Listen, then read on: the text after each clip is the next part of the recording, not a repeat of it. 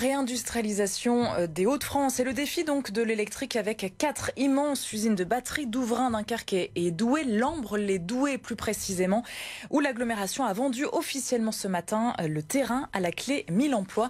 Sur place, Xavier Silly. C'est sur ce terrain de 18 hectares qu'AESC va lancer sa première usine de production de batteries électriques en Europe.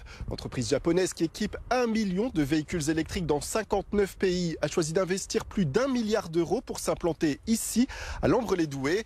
L'acte de vente du terrain a été signé ce matin en présence du PDG japonais et des élus de la région. Le territoire qui, pour le japonais, a de nombreux atouts, à commencer par l'implantation historique des constructeurs automobiles. On a Renault ici à quelques mètres de Lambre-les-Douais, Toyota à Ona près de Valenciennes. D'un point de vue logistique, tout est également à disposition de l'entreprise pour pouvoir produire les batteries avec facilité.